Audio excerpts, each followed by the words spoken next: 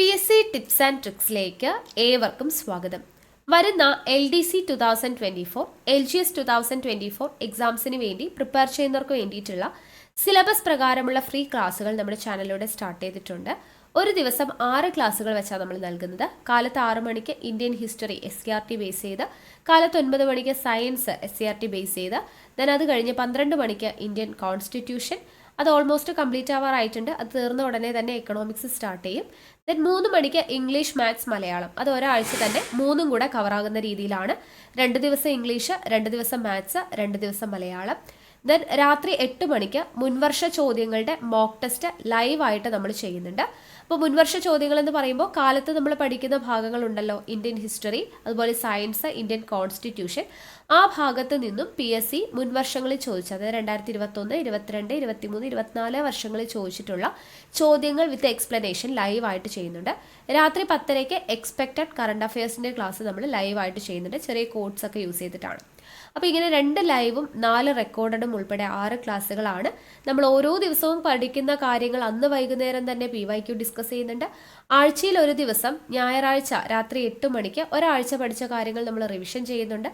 മാസത്തിൽ ഒരു ദിവസം ഒരു മാസം പഠിച്ച കാര്യങ്ങൾ 100 മാർക്കിൻ്റെ എക്സാം ആയിട്ട് നമ്മൾ കണ്ടക്ട് ചെയ്യുന്നുണ്ട്. അപ്പോൾ ഒരുപാട് തവണ റിവിഷനിലൂടെ നമ്മൾ കടന്നു പോകുന്നുണ്ട്. അപ്പോൾ നല്ലൊരു രീതിയിൽ സിസ്റ്റമാറ്റിക് ആയിട്ട് തന്നെയാണ് നമ്മൾ ഒരു പെയ്ഡ് ക്ലാസ്സിൽ എങ്ങനെയാണോ നൽകുന്നത് ആ രീതിയിൽ തന്നെയാണ് നമ്മൾ ക്ലാസ്സുകൾ പ്രൊവൈഡ് ചെയ്യുന്നത്. അപ്പോൾ മാക്സിമം ക്ലാസ്സുകൾ കണ്ട് പ്രയോജനപ്പെടുത്തുക, നോട്ട്സ് തയ്യാറാക്കിയിട്ട് പഠിക്കുക. പുതിയ മെമ്പേഴ്സ് ആരെങ്കിലും ഉണ്ടെങ്കിൽ നമ്മുടെ ടെലിഗ്രാം ചാനലിൽ ജോയിൻ ചെയ്യുക. അവിടെയാണ് നിങ്ങൾക്ക് വേണ്ടിയിട്ടുള്ള ഇൻസ്ട്രക്ഷൻസും ഓരോ ക്ലാസ്സും ഓരോ ദിവസവും എന്തൊക്കെ കാര്യങ്ങൾ പഠിക്കണം എന്നുള്ള കാര്യങ്ങളൊക്കെ നൽകുന്നത്. ഓക്കെ, അപ്പോൾ അതുകൊണ്ട് ടെലിഗ്രാമിൻ്റെ ലിങ്ക് ഞാൻ താഴെ ഡിസ്ക്രിപ്ഷൻ ബോക്സിലും കമൻറ്റ് ബോക്സിൽ ഫസ്റ്റ് കമൻറ്റായിട്ടും കൊടുത്തിട്ടുണ്ട്, ജോയിൻ ചെയ്യുക. ഓക്കെ, പിന്നെ നമ്മുടെ ക്ലാസ്സൊക്കെ ഇഷ്ടമായിട്ടുണ്ടെങ്കിൽ ലൈക്ക് ചെയ്യാനും ഷെയർ ചെയ്യാനും കമൻറ്റ് ചെയ്യാനും ഒന്നും ആരും മറക്കരുത്. സോ നമുക്ക് ഇന്നത്തെ ക്ലാസ്സിലോട്ട് കിടക്കാം. ഇന്നത്തെ ക്ലാസ്സിൽ നമ്മൾ പഠിക്കുന്നത്, നമ്മളിപ്പോൾ മനുഷ്യ ശരീരത്തെക്കുറിച്ചുള്ള പൊതു അറിവ് എന്ന് പറയുന്ന ഭാഗമാണ് ബയോളജിയിൽ പഠിച്ചുകൊണ്ടിരിക്കുന്നത്. അപ്പോൾ നമ്മൾ കഴിഞ്ഞ ദിവസം എന്താണ് പഠിച്ചത്? രക്തപര്യായന വ്യവസ്ഥ പഠിച്ചല്ലേ. ഇന്നത്തെ ക്ലാസ്സിൽ നമ്മൾ പഠിക്കുന്നത് ശ്വസന വ്യവസ്ഥയാണ്. ശ്വസന വ്യവസ്ഥ നമ്മൾ പഠിക്കുന്നത് 9th സ്റ്റാൻഡേർഡിലെ ഊർജത്തിനായി ശ്വസിക്കാം എന്ന് പറയുന്ന SCRT പാഠഭാഗത്തിലൂടെയാണ്. അപ്പോൾ ഊർജത്തിനായി ശ്വസിക്കാം എന്ന് പറയുന്ന പാഠഭാഗത്തിലോട്ട് നമുക്ക് കടക്കാം. നമ്മുടെ 9ാം ക്ലാസ്സിലെ 4ാമത്തെ ചാപ്റ്റർ ഊർജത്തിനായി ശ്വസിക്കാം എന്നുള്ളതാണ് നമ്മുടെ ചാപ്റ്ററിൻ്റെ പേര്. അപ്പോൾ ഇവിടെയാണ് നമ്മൾ ശ്വസന വ്യവസ്ഥയെക്കുറിച്ച് പഠിക്കാൻ പോകുന്നത്. അപ്പോൾ ഇവിടെ നോക്കുക, പ്രവൃത്തി ചെയ്യാനുള്ള ഊർജം സ്വതന്ത്രമാക്കപ്പെടുന്നത് കോശങ്ങളിലാണ്. അതിന് ലഘുപോഷകങ്ങൾക്കൊപ്പം ഓക്സിജനും ആവശ്യമാണ്. ആദ്യം തന്നിട്ടുള്ള സ്റ്റേറ്റ്മെൻ്റ് ആണ്, പ്രവൃത്തി ചെയ്യാനുള്ള ഊർജം സ്വതന്ത്രമാക്കപ്പെടുന്നത് എവിടെയാണ്? കോശങ്ങളിലാണ്. നമ്മൾ SCRTയിലെ ഓരോ വരികളും വായിക്കുന്നത് എന്താണെന്ന് വെച്ചാൽ ഇപ്പോഴത്തെ PSCയുടെ ഒരു ട്രെൻഡ് അനുസരിച്ച് SCRTയിലുള്ള അതേ സ്റ്റേറ്റ്മെൻറ്റ് അതുപോലെ കൊടുത്തിട്ടൊക്കെയാണ് ക്വസ്റ്റ്യൻസ് വരുന്നത്. അപ്പോൾ നിങ്ങൾ ഉറപ്പായിട്ടും SCRT ടെക്സ്റ്റ് ബുക്ക് വായിക്കണം. അങ്ങനെ വായിക്കാൻ മടിയുള്ളവർക്ക് വേണ്ടിയിട്ടാണ് നമ്മൾ SCRT ടെക്സ്റ്റ് ബുക്ക് വെച്ച് തന്നെ ക്ലാസ് എടുക്കുന്നത്. ഓക്കെ, അപ്പോൾ ശ്രദ്ധിക്കുക, പ്രവൃത്തി ചെയ്യാനുള്ള ഊർജം സ്വതന്ത്രമാക്കപ്പെടുന്നത് എവിടെയാണ്? കോശങ്ങളിലാണ്. അതിന് ലഘുപോഷകങ്ങൾക്കൊപ്പം ഓക്സിജനും ആവശ്യമാണ്. അന്തരീക്ഷ വായുവിലെ ഓക്സിജനെ ശരീരത്തിലേക്ക് സ്വീകരിക്കാൻ സഹായിക്കുന്നത് ശ്വസന വ്യവസ്ഥയാണ്. അപ്പം എന്താണ് ശ്വസന വ്യവസ്ഥ? അന്തരീക്ഷ വായുവിലെ ഓക്സിജനെ നമ്മുടെ ശരീരത്തിലേക്ക് സ്വീകരിക്കാൻ സഹായിക്കുന്നതാണ് ശ്വസന വ്യവസ്ഥ എന്ന് പറയുന്നത്. ഓക്കെ, അപ്പം ഇത്രയും കിട്ടിയല്ലോ. പ്രവൃത്തി ചെയ്യാനുള്ള ഊർജ്ജം സ്വതന്ത്രമാക്കപ്പെടുന്നത് കോശങ്ങളിലാണ്. അതിന് ലഘുപോഷകങ്ങൾക്കൊപ്പം എന്തും വേണം? ഓക്സിജൻ ആവശ്യമാണ്. അന്തരീക്ഷ വായുവിലെ ഓക്സിജനെ ശരീരത്തിലേക്ക് സ്വീകരിക്കാൻ സഹായിക്കുന്ന വ്യവസ്ഥയാണ് ശ്വസന വ്യവസ്ഥ.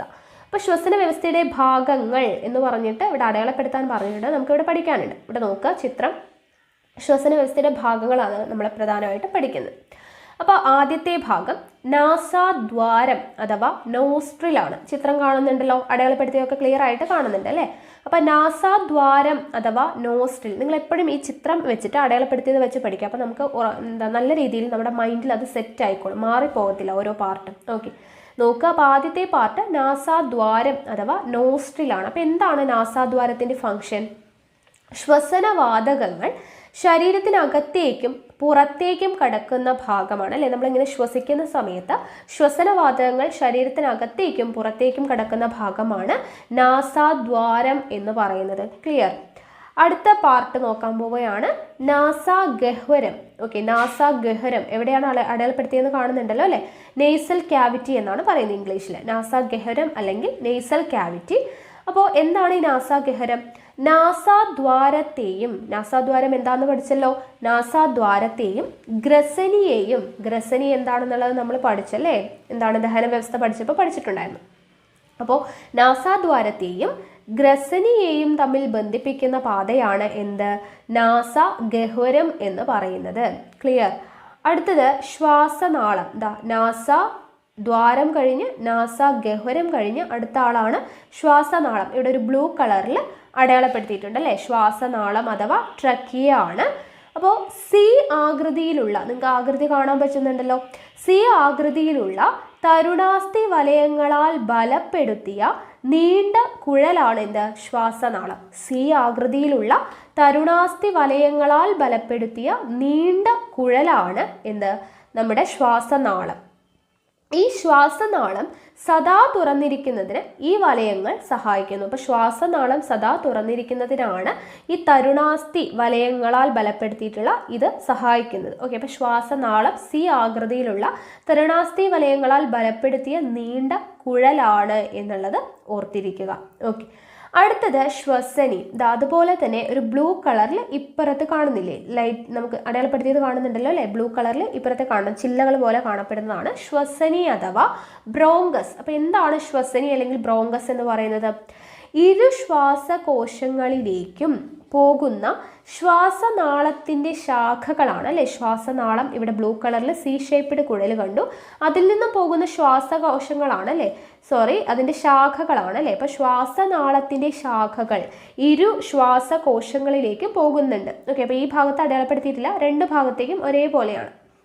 അപ്പോൾ ഇരു ശ്വാസകോശങ്ങളിലേക്കും പോകുന്ന ശ്വാസനാളത്തിൻ്റെ ശാഖകളാണ് എന്തെന്ന് പറയുന്നത്? ശ്വസനി എന്ന് പറയുന്നത്. ഇവയിലും എന്തുണ്ട്? തരുണാസ്ഥി വലയങ്ങൾ കാണപ്പെടുന്നുണ്ട്. ഓക്കെ, അപ്പോൾ ശ്വാസനാളം സി ആകൃതിയിലുള്ള തരുണാസ്ഥി വലയങ്ങളാൽ ബലപ്പെടുത്തിയിരിക്കുന്ന നീണ്ട കുഴലാണ്. ആ ശ്വാസനാളത്തിൽ നിന്നും പോകുന്ന ഇരു ശ്വാസകോശങ്ങളിലേക്കും പോകുന്ന ശാഖകളാണ് എന്ത്? ശ്വസനി അഥവാ ബ്രോങ്കസ് എന്ന് പറയുന്നത്. ഇവയിലും എന്ത് കാണപ്പെടുന്നുണ്ട്? തരുണാസ്ഥി വലയങ്ങൾ കാണപ്പെടുന്നുണ്ട്. അടുത്ത പാർട്ട് ശ്വസനിക. ശ്വസനിക എന്ന് പറയുന്നത് എവിടെയാണെന്ന് വെച്ചാൽ ഇതിനകത്ത് വരുന്നതാണ്. ആ പാർട്ട് ഇവിടെ സെപ്പറേറ്റ് അവർ എടുത്ത് വരച്ച് വെച്ചിട്ടുണ്ട്.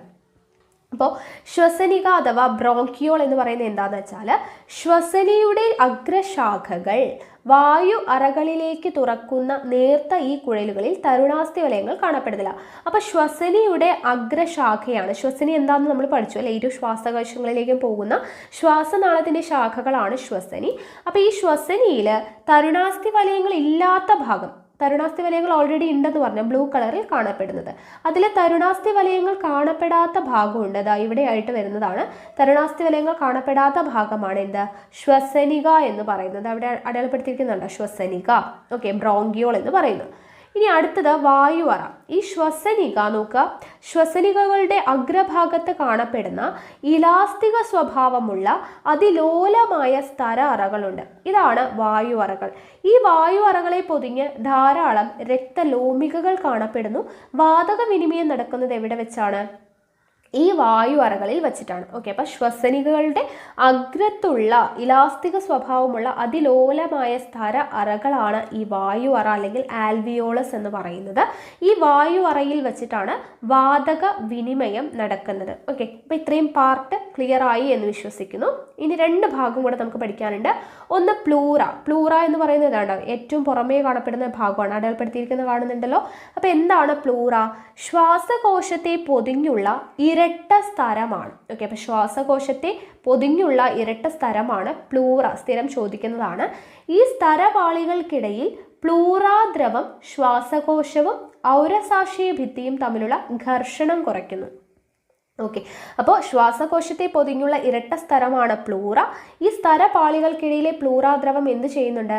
ശ്വാസകോശവും ഔരസാശയ ഭിത്തിയും തമ്മിലുള്ള ഘർഷണം കുറയ്ക്കാനായിട്ട് സഹായിക്കുന്നുണ്ട്. ഓക്കെ, അടുത്ത ഭാഗമാണ് ഡയഫ്രം. ദേ ഇങ്ങനെ ഇവിടെ വളഞ്ഞ് കാണപ്പെടുന്നില്ലേ ഒരു റെഡ് കളറിൽ, അതാണ് ഡയഫ്രം. അപ്പോൾ ഡയഫ്രം എന്ന് പറയുന്നത് എന്താണ്? ഉദരാശയത്തെയും ഔരസാശയത്തെയും വേർതിരിക്കുന്ന പേശി നിർമ്മിതമായ ഭിത്തിയാണ് ഡയഫ്രം. ഡയഫ്രം എന്താണ്? ഉദരാശയത്തെയും ഔരസാശയത്തെയും വേർതിരിക്കുന്ന പേശി നിർമ്മിതമായിട്ടുള്ള ഭിത്തിയാണ് ഡയഫ്രം എന്ന് പറയുന്നത്. ഓക്കെ, അപ്പോൾ ഇത്രയും ചേർന്നതാണ് എന്ത് നമ്മുടെ ശ്വസന വ്യവസ്ഥയുടെ ഭാഗങ്ങൾ. ഏതൊക്കെയാണ്? നാസാദ്വാരം, നാസാഗഹ്വരം, ശ്വാസനാളം, ശ്വസനി, ശ്വസനിക, വായുവറ, ഡയഫ്രം, പ്ലൂറ. ഓക്കെ, അപ്പോൾ ഇത്രയും ചേരുന്നതാണ് ശ്വസന വ്യവസ്ഥയുടെ ഭാഗങ്ങൾ. പഠിച്ചല്ലോ. ഇനി അടുത്ത് നോക്കുക. നാസാദ്വാരം മുതൽ വായു അറ വരെ കടന്നു പോകുന്ന അന്തരീക്ഷ വായുവിൻ്റെ സഞ്ചാരപാതയാണ് ശ്വസനപഥം. എന്താണ് ശ്വസനപഥം? നാസാദ്വാരം മുതൽ വായു അറ വരെ കടന്നു പോകുന്ന അന്തരീക്ഷ വായുവിൻ്റെ സഞ്ചാരപാതയാണ് ശ്വസനപഥം എന്ന് അറിയപ്പെടുന്നത്. അടുത്ത് നോക്കുക. അന്തരീക്ഷ വായു ശ്വാസകോശത്തിലേക്ക് എങ്ങനെയാണ് വരുന്നത് എന്നുള്ളതാണ്. അപ്പോൾ നമ്മൾ അറിയാതെ തന്നെ ശ്വാസോച്ഛ്വാസം നടക്കുന്നു, അല്ലെ? നമ്മൾ ശ്വാസം ഉള്ളിലോട്ട് എടുക്കുന്നതും പുറത്തേക്ക് വിടുന്നതും നമ്മൾ അറിയാതെ തന്നെ നടക്കുന്ന ഒരു പ്രോസസ്സാണ്. തൽഫലമായി വായു ഉള്ളിലേക്ക് പ്രവേശിക്കുകയും പുറന്തള്ളപ്പെടുകയും ചെയ്യുന്നുണ്ട്. ശ്വാസോച്ഛ്വാസ ചലനങ്ങൾക്ക് അടിസ്ഥാനം ഔരസാശയത്തിൻ്റെ സങ്കോച വികാസങ്ങളാണ്. ശ്വാസോച്ഛ്വാസ ചലനങ്ങൾക്ക് അടിസ്ഥാനം എന്താണ്? നമ്മൾ ശ്വാസം ഉള്ളിലേക്ക് എടുക്കുന്നതും പുറത്തേക്ക് പോകുന്നതും എന്തിൻ്റെ അടിസ്ഥാനത്തിലാണ്? ഔരസാശയത്തിൻ്റെ സങ്കോച വികാസങ്ങൾ കാരണമാണ്. ഓക്കെ, ഔരസാശയത്തിൻ്റെ സങ്കോച വികാസങ്ങളാണ് ഇതിൻ്റെ അടിസ്ഥാനം. ഇത് ക്രമമായി ആവർത്തിക്കപ്പെടുന്നു. ഔരസാശയം വികസിക്കുമ്പോൾ ഉച്ഛ്വാസവും, ഓക്കെ, ഔരസാശയം വികസിക്കുമ്പോൾ ഉച്ഛ്വാസവും സങ്കോചിക്കുമ്പോൾ എന്താണ്? നിശ്വാസവുമാണ് സംഭവിക്കുന്നത്. ഓക്കെ, ഔരസാശയം വികസിക്കുമ്പോൾ ഉച്ഛ്വാസവും സങ്കോചിക്കുമ്പോൾ നിശ്വാസവും സംഭവിക്കുന്നു. അപ്പോൾ എങ്ങനെയാണ് ഔരസാശയം ക്രമമായി സങ്കോചിക്കുകയും വികസിക്കുകയും ചെയ്യുന്നത് എന്നുള്ളതാണ് ഇനി പറയുന്നത് കേട്ടോ. അപ്പോൾ ഔരസാശയത്തെയും ഉദരാശയത്തെയും വേർതിരിക്കുന്ന കമാന ആകൃതിയിലുള്ള ഡയഫ്രം എന്ന പേശി പാളിയുടെയും ഇന്റർകോസ്റ്റൽ പേശികൾ എന്നറിയപ്പെടുന്ന വാരിയെല്ലുകൾക്കിടയിലുള്ള പ്രത്യേകതരം പേശികളുടെയും സംയോജിത പ്രവർത്തനമാണ് ഔരസാശയത്തിൻ്റെ വ്യാപ്തം കൂടാനും കുറയാനും ഇടയാക്കുന്നത്. അപ്പോൾ എങ്ങനെയാണ് ഔരസാശയം സങ്കോചിക്കുകയും വികസിക്കുകയും ചെയ്യുന്നത്? ഔരസാശയത്തെയും ഉദരാശയത്തെയും വേർതിരിക്കുന്ന കമാന ആകൃതിയിലുള്ള ഡയഫ്രം നമ്മൾ പഠിച്ചല്ലോ എന്ന പേശി പാളികളുടെയും ഇന്റർകോസ്റ്റൽ പേശികൾ എന്നറിയപ്പെടുന്ന വാരിയെല്ലുകൾക്കിടയിൽ പ്രത്യേകതരം പേശികളുടെയും സംയോജിത പ്രവർത്തനമാണ് ഔരസാശയത്തിൻ്റെ വ്യാപ്തം കൂടാനും കുറയാനും ഇടയാക്കുന്നത്. ഇനി ഉച്ഛ്വാസത്തിൻ്റെ സമയത്തും നിശ്വാസത്തിൻ്റെയും സമയത്തും ഈ ഡയഫ്രത്തിൻ്റെയും ഇന്റർകോസ്റ്റൽ പേശികളുടെയും എന്താണ് സംഭവിക്കുന്നത് എന്നുള്ളതാണ് കൊടുത്തിട്ടുള്ളത്. ഇവിടെ ഉച്ഛ്വാസത്തിൻ്റെ സമയത്ത് എന്താണ് സംഭവിക്കുന്നത്? ഇന്റർകോസ്റ്റൽ പേശികൾ സങ്കോചിക്കുന്നത് മൂലം വാരിയെല്ലുകൾ ഉയരുന്നു. ഓക്കെ, ഇന്റർകോസ്റ്റൽ പേശികൾ സങ്കോചിക്കുകയാണ് ചെയ്യുന്നത്. അതുകൊണ്ട് നമ്മുടെ വാരിയെല്ലുകൾ എന്ത് ചെയ്യുന്നു? ഉയരുകയാണ് ചെയ്യുന്നത്. നമ്മൾ ഉള്ളിലോട്ട് ശ്വാസം എടുക്കുന്ന സമയത്ത്. ഓക്കെ, അപ്പോൾ ഡയഫ്രം എന്ത് സംഭവിക്കുന്നു? സങ്കോചിക്കുന്നു. ഔരസാശയ വ്യാപ്തം കൂടുന്നു. ഔരസാശയ മർദ്ദം അന്തരീക്ഷ മർദ്ദത്തേക്കാൾ കുറയുന്നു. വായു അകത്തേക്ക് പ്രവേശിക്കുന്നു. ഓക്കെ, അപ്പോൾ ഉച്ഛ്വാസത്തിന്റെ സമയത്ത് സംഭവിക്കുന്ന കാര്യങ്ങളാണ് പറഞ്ഞത്. ഇന്റർകോസ്റ്റൽ പേശികൾ സങ്കോചിക്കുന്നത് മൂലം വാരിയെല്ലുകൾ ഉയരുന്നു. ഡയഫ്രം സങ്കോചിക്കുന്നു. ഔരസാശയ വ്യാപ്തം കൂടുന്നു. ഔരസാശയ മർദ്ദം അന്തരീക്ഷ മർദ്ദത്തേക്കാൾ കുറയുന്നു. വായു എന്ത് ചെയ്യുന്നു? അകത്തേക്ക് പ്രവേശിക്കുന്നു. ഇനി നിശ്വാസത്തിന്റെ സമയത്ത് എന്താണ് സംഭവിക്കുന്നത്? ഇന്റർകോസ്റ്റൽ പേശികൾ പൂർവ്വസ്ഥിതി പ്രാപിക്കുന്നത് മൂലം വാരിയെല്ലുകൾ എന്ത് ചെയ്യുന്നു? താഴുന്നു. ഡയഫ്രം പൂർവ്വസ്ഥിതി പ്രാപിക്കുന്നു. ഔരസാശയ വ്യാപ്തം കുറയുന്നു. ഔരസാശയ മർദ്ദം അന്തരീക്ഷ മർദ്ദത്തേക്കാൾ കൂടുന്നു. വായു പുറന്തള്ളപ്പെടുന്നു. ഓക്കെ, അപ്പോൾ ഉച്ഛ്വാസ നിശ്വാസ പ്രവർത്തനങ്ങൾ എന്താണ് എന്നുള്ളത് പഠിച്ചു വെക്കണം കേട്ടോ. ഇനി വാതക വിനിമയം നടക്കുന്നത് വായു അറകളിലാണെന്ന് പറഞ്ഞല്ലേ. വാതക വിനിമയം നടക്കുന്നത് ആൽവിയോളസ് അല്ലെങ്കിൽ വായു അറകളിലാണ്. അപ്പോൾ അതിനെക്കുറിച്ചാണ് പറയുന്നത്. ഉച്ഛ്വാസത്തിന്റെ ഫലമായി അന്തരീക്ഷ വായു അറകളിൽ എത്തിച്ചേരുന്നു, അല്ലെ? നമ്മൾ ഉള്ളിലോട്ട് ശ്വാസം എടുക്കുന്ന സമയത്ത് അന്തരീക്ഷ വായു എന്ത് ചെയ്തു? വായു അറകളിൽ എത്തിച്ചേരുന്നു.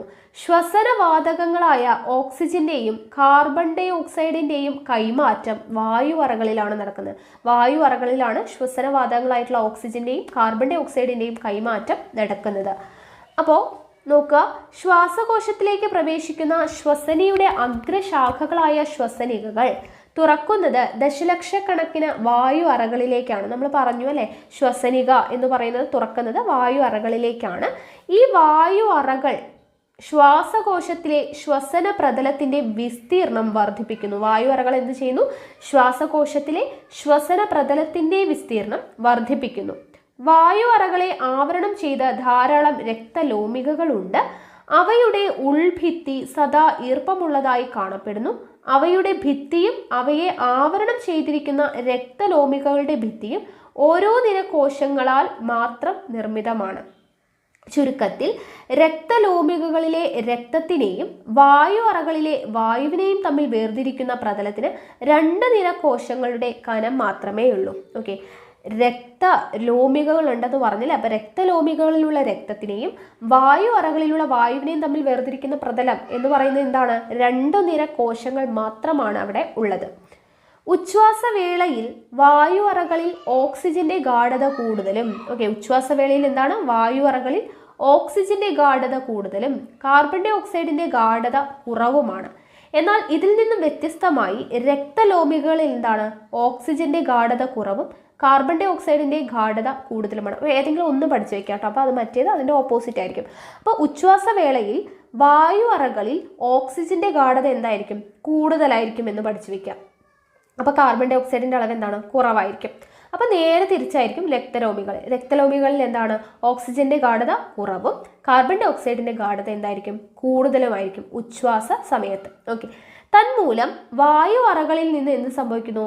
ഓക്സിജൻ രക്തലോമികളിലേക്കും അവിടെ നിന്ന് കാർബൺ ഡൈ ഓക്സൈഡ് വായു അറകളിലേക്കും ഡിഫ്യൂഷനിലൂടെ വിനിമയം ചെയ്യപ്പെടുന്നു. കാരണം എന്താണ്? ഓക്സിജന്റെ അളവ് എവിടെയാണ് കൂടുതൽ? ഗാഢത കൂടുതൽ എവിടെയാണ്? വായു അറകളിലാണ് അല്ലെ? വായു അറകളിലാണ് ഓക്സിജന്റെ ഗാഢത കൂടുതൽ.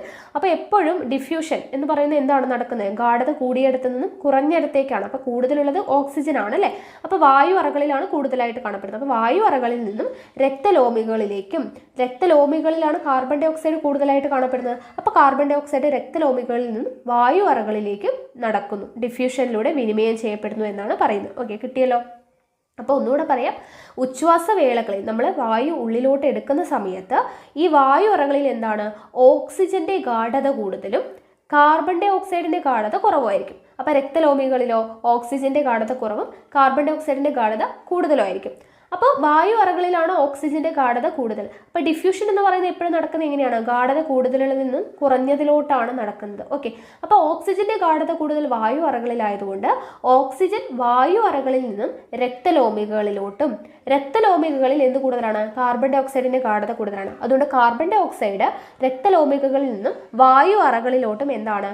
വിനിമയം ചെയ്യപ്പെടുന്നു എന്നാണ് പറയുന്നത്. ഓക്കെ, ഇത്രയും ക്ലിയർ ആയി എന്ന് ഞാൻ വിശ്വസിക്കുന്നു കേട്ടോ. ഇവിടെ ഒരു കോളം കൊടുത്തിട്ടുണ്ട്, ത്വക്കിനേക്കാളും വിസ്തീർണമോ എന്ന് പറഞ്ഞിട്ട്. അത് ജസ്റ്റ് ഒന്ന് വായിക്കാം കേട്ടോ. ശരീരത്തെ മൊത്തം പൊതിയുന്ന ത്വക്കിന്റെ പ്രതല വിസ്തീർണം 2 ചതുരശ്ര മീറ്റർ മാത്രമേ ഉള്ളൂ. എന്നാൽ 2 ശ്വാസകോശങ്ങളിലെയും വായു അറകളുടെ ആകെ പ്രതല വിസ്തീർണം ഏകദേശം 70 ചതുരശ്ര മീറ്റർ ആണ്. അതായത് ഒരു ടെന്നീസ് കോർട്ടിന്റെ വിസ്തീർണത്തിന് തുല്യം. ഇത്രയും കൂടിയ പ്രതല വിസ്തീർണം ശ്വസനവാതകങ്ങളുടെ വിനിമയം എളുപ്പത്തിൽ നടക്കുന്നതിന് സഹായിക്കുന്നു. അതൊന്ന് വായിച്ച് മനസ്സിലാക്കി വെക്കുക കേട്ടോ. ഓക്കെ, ഇനി അടുത്തത് നോക്കാം. ലഘുപോഷകങ്ങൾ സംവഹനം ചെയ്യപ്പെടുന്നത് പ്ലാസ്മയിലൂടെയാണ്. നമ്മൾ പഠിച്ചായിരുന്നു അല്ലേ? നമ്മൾ ദഹന വ്യവസ്ഥയും രക്തപര്യായ വ്യവസ്ഥയൊക്കെ പഠിച്ച സമയത്ത് പഠിച്ചു അല്ലെ? ലഘുപോഷകങ്ങൾ സംവഹനം ചെയ്യപ്പെടുന്നത് പ്ലാസ്മയിലൂടെയാണ്. നമ്മൾ കഴിഞ്ഞ ക്ലാസ്സിൽ രക്തപര്യായ വ്യവസ്ഥയിൽ പഠിച്ചതാണ്. അരുണ രക്താണുക്കളിലെ ഹീമോഗ്ലോബിനാണ് ഓക്സിജനെ സംവഹനം ചെയ്യുന്നത്. ഓക്സിജന്റെ സംവഹനം നടക്കുന്നത് എന്താണ്? അരുണ രക്താണുക്കളിലെ ഹീമോഗ്ലോബിനാണ് ഓക്സിജനെ സംവഹനം ചെയ്യുന്നത്. ഇനി നോക്കുക, ഈ അരുണ രക്താണുക്കളുടെ പ്രത്യേകതകൾ ഇവിടെ ഒരു കോളത്തിൽ കൊടുത്തിട്ടുണ്ട്. അതൊന്ന് മനസ്സിലാക്കി വെക്കുക. ഡിസ്കിന്റെ ആകൃതിയുണ്ട്. 1 മില്ലി ലിറ്റർ 45 ലക്ഷം മുതൽ 60 ലക്ഷം വരെയാണ്. 1 മില്ലി ലിറ്റർ രക്തത്തിലെ അരുണ രക്താണുക്കൾ എത്രയാണ്? 45 ലക്ഷം മുതൽ 60 ലക്ഷം വരെയാണ് ഉണ്ടാവുക. ന്യൂക്ലിയസോ മറ്റു കോശാംഗങ്ങളോ ഇല്ല. നിറയെ ഓക്സിജനോട് പ്രതിപത്തി കൂടിയ ഹീമോഗ്ലോബിൻ മാത്രം. ഹീമോഗ്ലോബിൻ ആണ് കൂടുതലായിട്ട്. നിറയെ ഓക്സിജനോട് പ്രതിപത്തി കൂടിയ ഹീമോഗ്ലോബിൻ മാത്രമാണ് കാണപ്പെടുന്നത്. ഓക്കെ, അപ്പോൾ അരുണ രക്താണുക്കളുടെ ക്യാരക്ടേഴ്സ് ആണ് കൊടുത്തിട്ടുള്ളത്. ഡിസ്കിന്റെ ആകൃതിയാണ്. 1 മില്ലി ലിറ്റർ 45 ലക്ഷം മുതൽ 60 ലക്ഷം വരെ ഉണ്ട്. ന്യൂക്ലിയസോ മറ്റു കോശാംഗങ്ങളോ ഇല്ല. അപ്പോൾ ക്യാരക്ടേഴ്സ് ഒക്കെ ഒന്ന് പഠിച്ചു വെക്കുക കേട്ടോ. അടുത്തത് ഹീമോഗ്ലോബിനെ കുറിച്ചിട്ടാണ് കൊടുത്തിട്ടുള്ളത്. 4 പ്രോട്ടീൻ ഇഴകളും ഇരുമ്പടങ്ങിയ ഹീമും ചേർന്നതാണ് ഹീമോഗ്ലോബിന്റെ ഘടന. ഹീമോഗ്ലോബിൻ എന്ന് പറയുന്നത് എന്താണ്? 4 പ്രോട്ടീൻ ഇഴകളും ഇരുമ്പടങ്ങിയ ഹീമും അടങ്ങുന്നതാണ് എന്ത്? ഹീമോഗ്ലോബിന്റെ ഘടന. ഹീമിലെ ഇരുമ്പുമായാണ് ഓക്സിജൻ കൂടിച്ചേരുന്നത്. പ്രോട്ടീൻ ഇഴകളും ഹീമും 4 എണ്ണം വീതം ഉള്ളതിനാൽ ഒരു ഹീമോഗ്ലോബിന്റെ തന്മാത്രയ്ക്ക് 4 ഓക്സിജൻ തന്മാത്രകളെ വഹിക്കാൻ കഴിയും. ഓക്കെ, ഒരു ഹീമോഗ്ലോബിന്റെ തന്മാത്രയ്ക്ക് 4 ഓക്സിജനെ വഹിക്കാൻ കഴിയും. എന്തുകൊണ്ടാണ്? 4 പ്രോട്ടീൻ ഇഴകൾ ഉള്ളത് കൊണ്ടാണ്. ഓക്കെ, അപ്പോൾ പ്രോട്ടീൻ ഇഴകളും ഹീമും 4 എണ്ണം വീതം ഉള്ളതുകൊണ്ട് 4 ഓക്സിജൻ തന്മാത്രകളെ വഹിക്കാനായിട്ട് കഴിയും. ആ ഒരു കാര്യം ഓർത്തിരിക്കുക. ഇനി അടുത്തത് നോക്കുക. ഇവിടെ പുകമുറിയിൽ അകപ്പെട്ടാൽ എന്ന് പറഞ്ഞിട്ട് ഒരു കോളം കൊടുത്തിട്ടുണ്ട്. ഓക്കെ, അപ്പോൾ അതൊന്ന് വായിച്ചു നോക്കാം. ഓക്സിജനോടുള്ളതിനേക്കാൾ ഹീമോഗ്ലോബിന് പ്രതിപത്തി കാർബൺ മോണോക്സൈഡിനോടാണ്. ഹീമോഗ്ലോബിനുമായി കാർബൺ മോണോക്സൈഡ് അതിവേഗം കൂടിച്ചേരുകയും കാർബോക്സി ഹീമോഗ്ലോബിൻ എന്ന സ്ഥിരത കൂടിയ സംയുക്തം രൂപപ്പെടുകയും ചെയ്യുന്നു. ഓക്സി ഹീമോഗ്ലോബിനെ പോലെ കാർബോക്സി ഹീമോഗ്ലോബിൻ വിഘടിക്കാത്തത് മൂലം ഹീമോഗ്ലോബിൻ തന്മാത്ര നശിക്കുന്നു. ഇത് ചില സന്ദർഭങ്ങളിൽ അപകടകരമാകാറുണ്ട്. തീപിടുത്തമുണ്ടാകുന്ന ഘട്ടത്തിൽ മുറികളിൽ കുടുങ്ങിപ്പോയാൽ പുകയോടൊപ്പം കാർബൺ മോണോക്സൈഡും ശ്വസിക്കാൻ ഇടയാകും. അതുകൊണ്ട് എത്രയും വേഗം തീ കെടുത്തണം. എന്നുള്ളതുപോലെ തന്നെ പുകമുറിയിൽ കുടുങ്ങിയ ആളുകളെ പുറത്തെത്തിക്കുക എന്നതും പ്രധാനമാണ്. നനഞ്ഞ തുണി കൊണ്ട് മൂക്കും വായും പൊത്തി കിടന്നുരുണ്ട് പുറത്തു കടന്ന് വായുസഞ്ചാരമുള്ള ഭാഗത്തേക്ക് മാറുകയാണ് വേണ്ടത്. സ്വയം രക്ഷപ്പെടാൻ കഴിയാത്തവരെ രക്ഷാപ്രവർത്തകർക്കും ഇതേ രീതി ഉപയോഗിച്ച് രക്ഷിക്കാവുന്നതാണ്. അപ്പോൾ എന്തുകൊണ്ടാണ് പുകമുറിയിൽ അകപ്പെട്ട് കഴിഞ്ഞാൽ പെട്ടെന്ന് മരണം സംഭവിക്കാനൊക്കെ കാരണം? ഓക്സിജനോടുള്ളതിനേക്കാൾ ഹീമോഗ്ലോബിന് പ്രതിപത്തി കൂടുതൽ ആരോടാണ്? കാർബൺ മോണോക്സൈഡിനോടാണ്. അപ്പോൾ ഹീമോഗ്ലോബിനുമായിട്ട് ഈ കാർബൺ മോണോക്സൈഡ്, അതായത് നമ്മൾ പുകമുറിയിലൊക്കെ അകപ്പെട്ട് കഴിഞ്ഞാൽ ഈ പുകയിൽ എന്തുണ്ട്? കാർബൺ മോണോക്സൈഡ് ഉണ്ട്. അപ്പോൾ ഈ കാർബൺ മോണോക്സൈഡ് നമ്മൾ ശ്വസിക്കുന്ന സമയത്ത് അത് ഹീമോഗ്ലോബിനുമായിട്ട് കൂടിച്ചേരുകയും കാർബോക്സി ഹീമോഗ്ലോബിൻ എന്ന് പറയുന്ന സ്ഥിരത കൂടിയ സംയുക്തം രൂപപ്പെടുകയും ചെയ്യുന്നത് കൊണ്ടാണ്. ഓക്കെ, അപ്പോൾ അതുകൊണ്ടാണ് നമ്മൾ പുകമുറിയിലൊക്കെ അകപ്പെട്ട് കഴിഞ്ഞാൽ രക്ഷാപ്രവർത്തനങ്ങളൊക്കെ ചെയ്ത് വേഗം അവരെ പുറത്താക്കി രക്ഷിക്കണമെന്ന് പറയുന്നതിന് കാര്യം ഇതാണ്. ഹീമോഗ്ലോബിൻ ഓക്സിജനോടൊപ്പം പ്രതിപത്തി ഉള്ളതിനേക്കാൾ കൂടുതൽ കാർബൺ മോണോക്സൈഡ് ആയിട്ടാണ് കൂടുതൽ. അപ്പോൾ അത് രണ്ടും കൂടെ കമ്പൈൻ ചെയ്ത് കാർബോക്സി ഹീമോഗ്ലോബിൻ എന്ന് പറയുന്ന സ്ഥിരത കൂടിയ സംയുക്തം രൂപപ്പെടുന്നത് കൊണ്ടാണ് പുകമുറിയിൽ അകപ്പെട്ട് കഴിഞ്ഞാൽ അപകടമാണ് എന്ന് പറയാനായിട്ട് കാര്യം. ഓക്കെ, അപ്പോൾ ഓക്സിജൻ സംവഹനത്തിൽ ഹീമോഗ്ലോബിൻ്റെ പങ്ക് നമ്മളിവിടെ പറഞ്ഞായിരുന്നു അല്ലേ. അപ്പോൾ ഇത് അവിടെ ഒരു ചിത്രമൊക്കെ കൊടുത്തിട്ടുണ്ട്. അത് നിങ്ങൾ ജസ്റ്റ് ഒന്ന് വായിച്ചു നോക്കുക. നമ്മൾ പറഞ്ഞ കാര്യം തന്നെയാണ്. ഇനി അടുത്തത് നോക്കുക. ഹീമോഗ്ലോബിൻ നിർമ്മിക്കുന്നതിന് വേണ്ട പ്രധാന ഘടകം എന്താണ്? ഹീമോഗ്ലോബിൻ നിർമ്മിക്കുന്നതിന് വേണ്ട പ്രധാന ഘടകമാണ് ഇരുമ്പ് തന്മാത്രകൾ. ഇരുമ്പടങ്ങിയ ഇലക്കറികൾ പോലുള്ള ഭക്ഷ്യവസ്തുക്കൾ ആഹാരത്തിൽ ഉൾപ്പെടുത്തണമെന്ന് പറയുന്നത് എന്തുകൊണ്ടാണ്? അതുകൊണ്ടാണ്. ആരോഗ്യമുള്ള ഒരു പുരുഷനിൽ 100 മില്ലി രക്തത്തിന് ശരാശരി 15 ഗ്രാമും സ്ത്രീകളിൽ ശരാശരി 13 ഗ്രാമും ഹീമോഗ്ലോബിൻ കാണപ്പെടുന്നു. അപ്പോൾ ആരോഗ്യമുള്ള ഒരാളിൽ 100 മില്ലി രക്തം എടുത്തു കഴിഞ്ഞാൽ അതിൽ എത്രയാണ്? ശരാശരി 15 ഗ്രാമും. പുരുഷന്മാരിലാണെങ്കിൽ ശരാശരി 13 ഗ്രാമും ഹീമോഗ്ലോബിൻ കാണപ്പെടുന്നു. രക്തത്തിൽ ഹീമോഗ്ലോബിൻ്റെ അളവ് കുറയുന്ന അവസ്ഥയാണ് എന്ത്? അനീമിയ. രക്തത്തിൽ ഹീമോഗ്ലോബിൻ്റെ അളവ് കുറയുന്നത് മൂലമുണ്ടാകുന്ന അവസ്ഥയാണ് അനീമിയ. WIFS പദ്ധതിയുടെ ഭാഗമായി സ്കൂളുകളിൽ നിങ്ങൾക്ക് ഇരുമ്പടങ്ങിയ ഗുളികകൾ വിതരണം ചെയ്യുന്നതിൻ്റെ പ്രാധാന്യം മനസ്സിലായല്ലോ. എന്തുകൊണ്ടാണ്? ഹീമോഗ്ലോബിൻ്റെ അളവ് കറക്റ്റായിട്ടിരിക്കാൻ വേണ്ടിയിട്ടാണ്. ഇല്ലെങ്കിൽ അനീമിയ പോലുള്ള അസുഖങ്ങൾ ഉണ്ടാവും. അതുകൊണ്ടാണ് നമുക്ക് ഇരുമ്പിൻ്റെ അംശം കൂടുതലായിട്ട് കിട്ടാൻ വേണ്ടിയിട്ടാണ് നമുക്ക് ഈ ഗുളികകളൊക്കെ തരുന്നത്. ഓക്കെ, അയൺ കണ്ടന്റുള്ള ഗുളികകൾ തരാനായിട്ട് കാര്യം. ഇനി അടുത്തത് നമുക്ക് പഠിക്കാനുള്ളത് ഊർജം സ്വതന്ത്രമാക്കാൻ. ഓക്കെ, കോശശ്വസനവുമായിട്ട് ബന്ധപ്പെട്ട കാര്യങ്ങളാണ് ഇത്. നമ്മൾ കോശം എന്ന് പറയുന്ന ക്ലാസ് നമ്മൾ ക്ലാസ് റൂം സെക്ഷൻ എടുത്തിട്ടുണ്ടായിരുന്നില്ലേ, അതിൽ നമ്മൾ കൃത്യമായിട്ട് വൃത്തിയായിട്ട് പറഞ്ഞിട്ടുണ്ട്. ആ ഒരു ക്ലാസ് കണ്ടവർക്ക് ഇത് ഓർമ്മയുണ്ടാകും. ഓക്കെ, അതിവിടെ നമ്മുടെ ശ്വസനത്തിൻ്റെ ഭാഗമായിട്ട്, ശ്വസന വ്യവസ്ഥയുടെ ഭാഗമായിട്ട് ഈ ഒരു ചാപ്റ്ററിലാണ് ഇത് കൊടുത്തിട്ടുള്ളത്. നമ്മളത് കോശം പഠിച്ച കൂട്ടത്തിൽ നമ്മൾ കോശശ്വസനവും കൂടെ പഠിപ്പിച്ചിട്ടുണ്ടായിരുന്നു. ഓക്കെ, അപ്പോൾ ക്ലാസ് കണ്ടവർക്ക് ഇത് ഒന്നും കൂടെ വായിക്കുമ്പോൾ ക്ലിയർ ആയിക്കോളും. ഓക്കെ, നോക്കുക. കോശത്തിലെത്തുന്ന ഓക്സിജൻ എങ്ങനെയാണ് ഊർജോൽപാദനത്തിന് സഹായിക്കുന്നത് എന്നാണ് ചോദിച്ചിരിക്കുന്നത്. അപ്പോൾ നോക്കുക, ശരീരത്തിന് ഊർജം ലഭ്യമാക്കുന്ന പ്രധാന പോഷക ഘടകം ഗ്ലൂക്കോസ് ആണ് അല്ലേ. നമുക്കറിയാം ശരീരത്തിന് ഊർജം ലഭ്യമാകുന്ന പ്രധാന പോഷക ഘടകം എന്താണ്? ഗ്ലൂക്കോസ് ആണ്. അതുകൊണ്ടാണ് നമ്മൾ സുഖമില്ലാതെ ആശുപത്രിയിലൊക്കെ പോയി കഴിഞ്ഞാൽ നമുക്ക് ഗ്ലൂക്കോസ് കയറ്റുന്നത് അല്ലേ. അപ്പോൾ കോശത്തിൽ വച്ച ഗ്ലൂക്കോസിൽ നിന്നും ഊർജ്ജം സ്വതന്ത്രമാകുന്ന പ്രക്രിയയാണ് എന്ത്? കോശശ്വസനം. ഓക്കെ, അപ്പോൾ എന്താണ് കോശശ്വസനം? കോശത്തിൽ വച്ച് ഗ്ലൂക്കോസിൽ നിന്നും ഊർജം സ്വതന്ത്രമാവുന്ന പ്രക്രിയയാണ് കോശശ്വസനം അഥവാ സെല്ലുലാർ റെസ്പിറേഷൻ എന്ന് പറയുന്നത്. ഓക്കെ, അപ്പോൾ ഈ കോശശ്വസനം 2 ഘട്ടങ്ങളായിട്ടാണ് നടക്കുന്നത്. ഓക്കെ, ഒന്ന് ഗ്ലൈക്കോളിസിസും ഒന്ന് ക്രബ്സ് പരിവൃത്തി. അപ്പോൾ ഈ 2 ഘട്ടത്തിൽ എന്തൊക്കെയാണ് നടക്കുന്നതെന്ന് നമുക്കിവിടെ കോളായിട്ട് കൊടുത്തിട്ടുണ്ട്. നോക്കുക, ഗ്ലൈക്കോളിസിസ് എന്ന് പറയുമ്പോൾ എന്താണ്? കോശശ്വസനത്തിലെ ഒന്നാം ഘട്ടമാണ് ഗ്ലൈക്കോളിസിസ് എന്ന് പറയുന്നത്.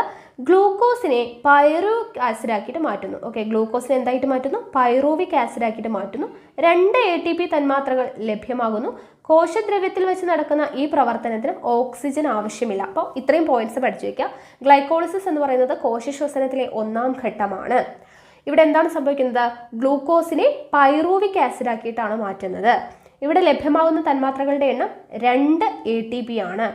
ഇനി ഇതിന് എന്താവശ്യമില്ല? ഓക്സിജൻ ആവശ്യമില്ല. ഇത്രയും പോയിന്റ്സ് കിട്ടി. ഇനി അടുത്ത ഘട്ടം ക്രബ്സ് പരിവൃത്തിയാണ്. അപ്പോൾ കോശശ്വസനത്തിലെ 2ാം ഘട്ടമാണ് എന്ത്? ക്രബ്സ് പരിവൃത്തി എന്ന് പറയുന്നത്, ക്രബ്സ് സൈക്കിൾ എന്ന് പറയുന്നത്.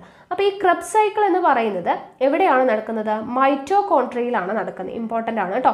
ക്രബ്സ് സൈക്കിൾ നടക്കുന്നത്, ക്രബ്സ് പരിവൃത്തി നടക്കുന്നത് എവിടെയാണ്? മൈറ്റോകോൺട്രിയയിൽ വെച്ചിട്ടാണ് നടക്കുന്നത്. നിരവധി രാസമാറ്റങ്ങളിലൂടെ പൈറുവിക് ആസിഡ് എന്തായിട്ട് മാറുന്നു? കാർബൺ ഡൈ ഓക്സൈഡും ജലവുമായിട്ട് മാറുന്നു. ആദ്യത്തെ സ്റ്റെപ്പിൽ ഗ്ലൈക്കോളിസിസിൽ എന്തായി? ഗ്ലൂക്കോസ് പൈറുവിക് ആസിഡ് ആയിട്ട് മാറി. ആ പൈറുവിക് ആസിഡ് എന്തായിട്ട് മാറുന്നു?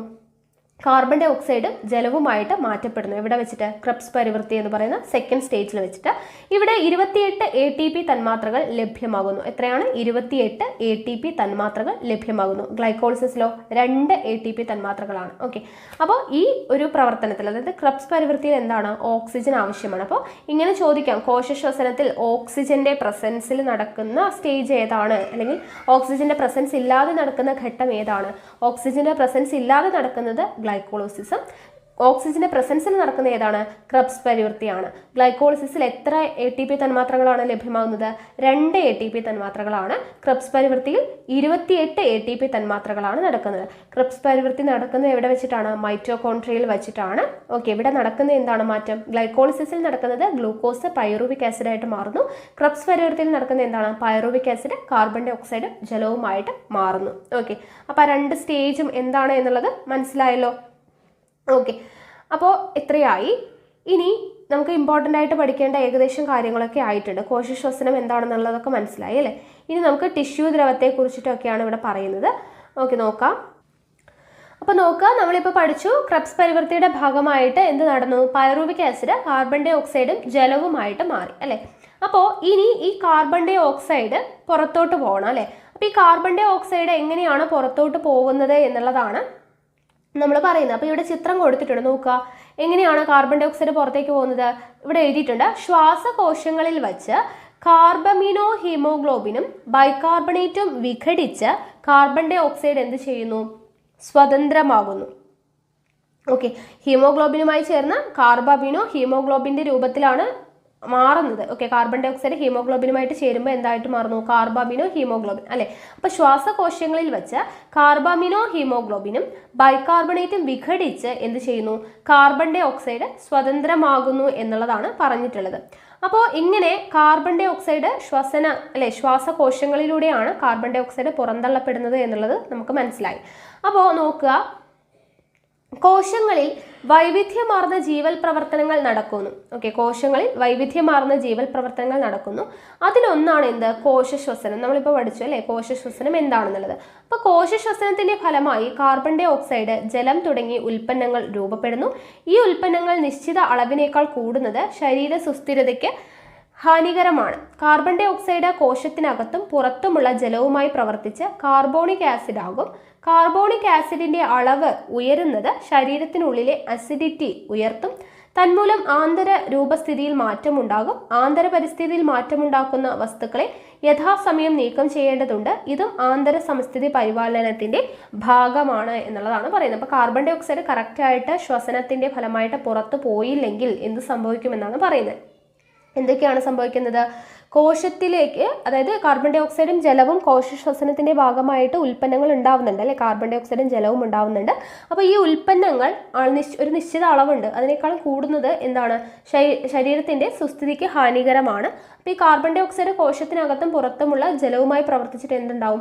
കാർബോണിക് ആസിഡ് ഉണ്ടാവും. അപ്പോൾ ഈ കാർബോണിക് ആസിഡിന്റെ അളവ് കൂടിക്കഴിഞ്ഞാൽ നമ്മുടെ ശരീരത്തിനുള്ളിൽ അസിഡിറ്റി പോലുള്ള പ്രശ്നങ്ങൾ ഉണ്ടാകും. അപ്പോൾ അങ്ങനെ എന്താണ്? ഇത് ആന്തരിക സമസ്ഥിതി പരിപാലനത്തിന്റെ ഭാഗമാണ് എന്നുള്ളതാണ് ഈ കാർബൺ ഡൈ ഓക്സൈഡും ജലവും യഥാസമയം നീക്കം ചെയ്യുന്നത്. ഓക്കെ, ഇനി നോക്കുക, വായുവില്ലാതെയും ശ്വസനമോ, അതായത് ചിലയിനം ബാക്ടീരിയ, ഈസ്റ്റ് തുടങ്ങിയ ജീവികൾ ഓക്സിജന്റെ അഭാവത്തിലും ജീവിക്കാൻ കഴിവുള്ളവയാണ്. ഓക്കെ, അപ്പോൾ ഓക്സിജൻ ഇല്ലാതെ തന്നെ എന്താണ് ജീവിക്കുന്ന ബാക്ടീരിയകളും എന്താണ് ഈസ്റ്റും കാര്യങ്ങളൊക്കെ ഉണ്ട്. അപ്പോൾ അങ്ങനെയെങ്കിൽ ജീവൽ പ്രവർത്തനങ്ങൾക്ക് വേണ്ട ഊർജം എങ്ങനെയാണ് അവയ്ക്ക് ലഭിക്കുന്നത് എന്നുള്ളതാണ് അവിടെ ഒരു ചിത്രം കൊടുത്തിട്ടുണ്ട്. ബാക്ടീരിയ, ഈസ്റ്റ് എന്നിവയുടെ കോശദ്രവ്യത്തിൽ നിന്ന് പൈറുവിക് ആസിഡ് നോക്കുക ലാക്റ്റിക് ആസിഡ് ആയിട്ട് മാറുന്നു. ഈസ്റ്റിന്റെ പ്രസൻസിൽ alcohol plus carbon dioxide ആയിട്ട് മാറുന്നു എന്ന് പറഞ്ഞ ആൽക്കഹോൾ ഫെർമെന്റേഷനും ലാക്റ്റിക് ആസിഡ് ഫെർമെന്റേഷൻ. ഓക്കെ, ഒരു പിക്ചർ കൊടുത്തിട്ടുണ്ട്, അത് ജസ്റ്റ് ഒന്ന് നോക്കുക കേട്ടോ. അടുത്തത് നമുക്ക് ഇമ്പോർട്ടൻ്റ് ആയിട്ടുള്ളൊരു സംഭവമാണ്, അതായത് ശ്വാസകോശത്തെ ബാധിക്കുന്ന രോഗങ്ങൾ. ഓക്കെ, ശ്വാസകോശവുമായി ബന്ധപ്പെട്ടിട്ടുള്ള രോഗങ്ങൾ എന്തൊക്കെയാണെന്നുള്ളതാണ്. ആദ്യത്തേത് ശ്വാസകോശ അർബുദം, ലങ് ക്യാൻസർ എന്ന് പറയുന്നത് എന്താണ്? പുകയിലയിൽ അടങ്ങിയിരിക്കുന്ന അർബുദകാരികൾ ശ്വാസകോശ അർബുദത്തിന് കാരണമാകുന്നു. അപ്പോൾ ശ്വാസകോശത്തെ ബാധിക്കുന്ന ഒന്നാമത്തെ രോഗമാണ് ശ്വാസകോശ അർബുദം എന്ന് പറയുന്നത്. അടുത്തത് എംഫിസീമ. എംഫിസീമ എന്ന് പറയുന്നത് എന്താണ്? പുകയിലയിലെ വിഷപദാർത്ഥങ്ങൾ വായു അറകളുടെ ഇലാസ്തികത നഷ്ടപ്പെടുന്നത് മൂലം അവ പൊട്ടുന്നു. ഇത് ശ്വസന പ്രതല വിസ്തീർണം കുറയ്ക്കുന്നതിനും വൈറ്റൽ കപ്പാസിറ്റി കുറയ്ക്കുന്നതിനും കാരണമാകുന്നു. അതുപോലെ അടുത്തൊരു രോഗമാണ് ബ്രോങ്കൈറ്റിസ്. പുകയിലയിലെ ടാറ്, കാർബൺ മോണോക്സൈഡ് തുടങ്ങിയ വായു അറകളിൽ ശ്ലേഷ്മം അടിഞ്ഞുകൂടുന്നതിനും രോഗാണുക്കൾ പെരുകി ശ്വാസകോശത്തിന് വീക്കം ഉണ്ടാകുന്നതിനും കാരണമാകുന്നു. അപ്പോൾ ഈ 3 രോഗങ്ങൾ പഠിച്ചു വയ്ക്കുക: ശ്വാസകോശാർബുദം, എംഫിസീമ, ബ്രോങ്കൈറ്റിസ്. എംഫിസീമയൊക്കെ ചോദിക്കാറുള്ളതാണ്. ഏത് വ്യവസ്ഥയുമായിട്ട് ഏത് ഭാഗത്തെ ബാധിക്കുന്നതാണ്, ശ്വാസകോശത്തെ ബാധിക്കുന്നതാണ് എന്നുള്ളത് ഓർത്തിരിക്കുക. പുകവലി മൂലമാണ് ഇത് കൂടുതലായിട്ട് ഉണ്ടാകുന്നത്, അല്ലെ? മനുഷ്യരാശിയെ കാർന്നു തിന്നുന്ന ഒരു ദുശീലമാണ് പുകവലി. പുകവലി മൂലമുണ്ടാകുന്ന ശ്വാസകോശ തകരാറുകളാണ് ഏതൊക്കെ? ശ്വാസകോശ അർബുദവും എംഫിസീമയും ബ്രോങ്കൈറ്റിസ് എന്ന് പറയുന്ന രോഗങ്ങൾ. ഓക്കെ, അപ്പോൾ ഇത്രയും ആണ് നമുക്ക് ഈ ഭാഗത്ത് പ്രധാനമായിട്ട് പഠിക്കാനുള്ളത്. ഇനി വൈറ്റൽ കപ്പാസിറ്റി എന്ന് പറഞ്ഞു കൊടുത്തിട്ടുണ്ട്, നോക്കുക. ശ്വസന വ്യവസ്ഥയെ സംരക്ഷിക്കുന്നതോടൊപ്പം അതിൻ്റെ ശേഷി വർദ്ധിപ്പിക്കുവാനും ശ്രമിക്കേണ്ടതാണ്. ഒരു സാധാരണ ഉച്ഛ്വാസത്തിലൂടെ ഉള്ളിലേക്ക് എടുക്കുകയോ നിശ്വാസത്തിലൂടെ പുറന്തള്ളുകയോ ചെയ്യുന്ന വായുവിൻ്റെ അളവാണ് എന്ത്? ടൈഡൽ വോളിയം എന്ന് പറയുന്നത്. ഇത് ഏകദേശം 1/2 ലിറ്റർ വരും. ഇപ്പം എന്താണ് ടൈഡൽ വോളിയം? ഒരു സാധാരണ ഉച്ഛ്വാസത്തിലൂടെ ഉള്ളിലേക്ക് എടുക്കുകയോ നിശ്വാസത്തിലൂടെ പുറന്തള്ളുകയോ ചെയ്യുന്ന വായുവിൻ്റെ അളവാണ് എന്ത്? ടൈഡൽ വോളിയം എന്ന് പറയുന്നത്. ഇത് ഏകദേശം 1/2 ലിറ്റർ ആണ് വരുന്നത്. എന്നാൽ ഗാഢമായ ഉച്ഛ്വാസത്തിന് ശേഷം ശക്തിയായി നിശ്വസിക്കുമ്പോൾ പുറത്തു പോകുന്ന പരമാവധി വായുവിൻ്റെ അളവാണ് എന്ത്? Vital capacity. വൈറ്റൽ കപ്പാസിറ്റി എന്ന് പറഞ്ഞാൽ ഇത്രയേ ഉള്ളൂ. നമ്മൾ ഉച്ഛ്വസിക്കുന്നത് ഗാഢമായി ഉച്ഛ്വസിച്ചു കഴിഞ്ഞാൽ ശക്തമായിട്ട് നമ്മൾ നിശ്വസിക്കുകയും ചെയ്യും, അല്ലേ? അപ്പോൾ ആ ഒരു വായുവിൻ്റെ അളവ്, ആ ഒരു പരമാവധി വായുവിൻ്റെ അളവാണ് വൈറ്റൽ കപ്പാസിറ്റി എന്ന് പറയുന്നത്. വൈറ്റൽ കപ്പാസിറ്റി ശ്വസന പ്രവർത്തനങ്ങളുടെയും ഔരസാശയ പേശികളുടെ കരുത്തിൻ്റെയും സൂചകമായി കരുതുന്നു. അതുകൊണ്ടാണ് ഈ യോഗയും കാര്യങ്ങളൊക്കെ ചെയ്യുന്നവർ എന്ത് ചെയ്യുന്നത്? ഉച്ഛ്വാസം, അല്ലെ, ഗാഠമായി ഉച്ഛ്വസിച്ച് നല്ല ശക്തിയായിട്ട് നിശ്വസിക്കാനൊക്കെ പറഞ്ഞത് ഒരു എക്സസൈസ് പോലെ ചെയ്യുന്നവരുണ്ട്. അപ്പോൾ അത് എന്തുകൊണ്ടാണ്? ഈ വൈറ്റൽ കപ്പാസിറ്റി ശ്വസന പ്രവർത്തനങ്ങളുടെയും ഔരസാശയ പേശികളുടെ കരുത്തിൻ്റെയും സൂചകമാണ് എന്നുള്ളതാണ് പറയുന്നത്. അപ്പോൾ ആരോഗ്യമുള്ള പുരുഷന്മാരിൽ വൈറ്റൽ കപ്പാസിറ്റി ഏകദേശം 4.5 ലിറ്ററും സ്ത്രീകളിൽ ഇത് 3 ലിറ്ററും ആയിരിക്കും. ഓക്കെ, ആരോഗ്യമുള്ള പുരുഷന്മാരിൽ വൈറ്റൽ കപ്പാസിറ്റി എത്രയാണ്? ഏകദേശം 4.5 ലിറ്ററും സ്ത്രീകളിൽ ഇത് 3 ലിറ്ററും ആയിരിക്കും. ഓക്കെ, അപ്പോൾ അതൊക്കെയാണ് ഇനി പറയുന്നത്. ഇനി വൈറ്റൽ കപ്പാസിറ്റിയുടെ കാര്യം പറഞ്ഞു. ഇനി ശ്വസനം മറ്റു ജീവികളിൽ, അത് നമുക്ക് ആവശ്യമില്ല. നമുക്ക് പഠിക്കേണ്ടത് മനുഷ്യൻ്റെ ശ്വസന വ്യവസ്ഥയാണ്, ഹ്യൂമൻ ബോഡിയാണ് നമുക്ക് പഠിക്കാനുള്ളത്. അപ്പോൾ ഇത്രയാണ് നമ്മുടെ ശ്വസന വ്യവസ്ഥ എന്ന് പറയുന്ന ഭാഗം. അപ്പോൾ ഇവിടെ ഇമ്പോർട്ടൻ്റ് ആയിട്ട് നിങ്ങൾ പഠിക്കേണ്ട കുറച്ച് കാര്യങ്ങൾ: ശ്വസന വ്യവസ്ഥ, അപ്പോൾ അതിൽ വരുന്ന ഭാഗങ്ങൾ, ശ്വസന വ്യവസ്ഥയുടെ ഭാഗങ്ങൾ ഏതൊക്കെയാണ്, ആ ഓരോ ഭാഗത്തിൻ്റെയും ഫങ്ഷൻ, ഡയഫ്രം, പ്ലൂറ, അതൊക്കെ ഇമ്പോർട്ടൻ്റ് ആണ്. പിന്നെ ശ്വാസകോശത്തെ ബാധിക്കുന്ന അസുഖങ്ങൾ ഏതൊക്കെയാണ് എന്നുള്ളത് പഠിച്ചു വയ്ക്കുക. ഓക്കെ, അപ്പോൾ ഇത്രയും കാര്യങ്ങളാണ് നമുക്ക് ഈ ഭാഗത്ത് പഠിക്കാനുള്ളത്.